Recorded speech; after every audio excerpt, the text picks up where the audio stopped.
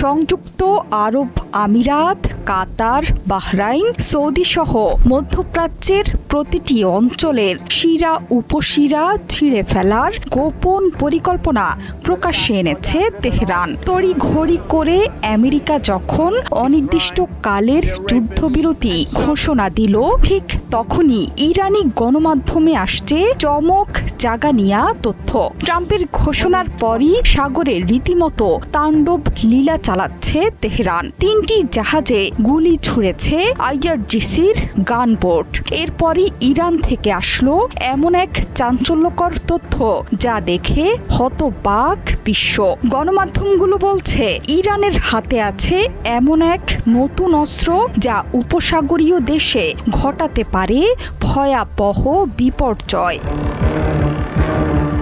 IRGC ঘনিষ্ঠ সংবাদ মাধ্যম পারস্য উপসাগরের তলদেশে থাকা ইন্টারনেট কেবল এবং ক্লাউড অবকাঠামোর একটি মানচিত্র প্রকাশ্যে এনেছে। এটিকে অঞ্চলের ডিজিটাল যোগাযোগ ব্যবস্থার ছিঁড়ে ফেলার অস্ত্র হিসেবে দেখা হচ্ছে। বুধবার তাসনিমে প্রকাশিত প্রতিবেদনে হরমুজ প্রণালীকে শুধু জ্বালানি সরবরাহের পথ হিসেবেই নয়, বরং সাবমেরিন কেবলের একটি গুরুত্বপূর্ণ করিডোর হিসেবে উল্লেখ করা হয়েছে। এই পথ দিয়ে সংযুক্ত আরব আমিরাত, কাতার, বাহরাইন, কুয়েত এবং সৌদি আরবের মতো দেশগুলোর ইন্টারনেট সংযোগের মূল কেবলের যাতায়াত। পারস্য উপসাগরের দক্ষিণের দেশগুলো ইন্টারনেটের জন্য ইরানের তুলনায় অনেক বেশি সমুদ্র পথের ওপর নির্ভরশীল। এ নিয়ে হতবাক বিশেষজ্ঞরা। তারা বলছেন তাসনিমের প্রতিবেদন সাধারণ কোনো কারিগরি তথ্য নয়, বরং এটি ওই অঞ্চলের কেবল, ল্যান্ডিং স্টেশন এবং ডেটা সেন্টারগুলোকে চলমান সংঘাতের কৌশলগত চাপের উৎস হিসেবে চিহ্নিত করেছে। বিশেষ করে আরব আমিরাত এবং বাহরাইনের ক্লাউড ও ডেটা সেন্টার অবকাঠামোর দিকে ইঙ্গিত করে ইরান বুঝিয়ে দিয়েছে যে এসব স্থাপনায় বিপর্যয়, অর্থনৈতিক এবং যোগাযোগের প্রভাব ভয়াবহ।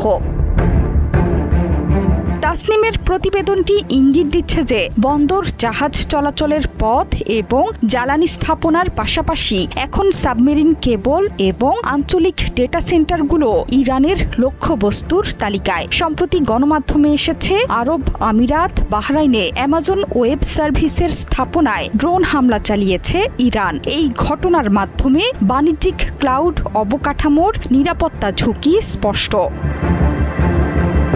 মার্কিন প্রেসিডেন্ট ইরানি শক্তি এখন হাড়ে হাড়ে টের পাচ্ছেন। কার্যত তিনি এখন পরাজিত। তাই তো 2 সপ্তাহের যুদ্ধবিরতি শেষে আলোচনা না করেই তড়িঘড়ি করে অনির্দিষ্টকালের যুদ্ধবিরতির মেয়াদ বৃদ্ধির ঘোষণা দিয়েছেন। ব্যাখ্যা হিসেবে তিনি দিয়েছেন পাকিস্তান এবং পরোক্ষভাবে ইরানি অনুরোধেই এই সিদ্ধান্ত নিয়েছেন মার্কিন প্রেসিডেন্ট। তবে ইরানি কার্যকলাপে এটা স্পষ্ট যে তেহরানের পক্ষ থেকে কোনো অনুরোধই করা হয়নি।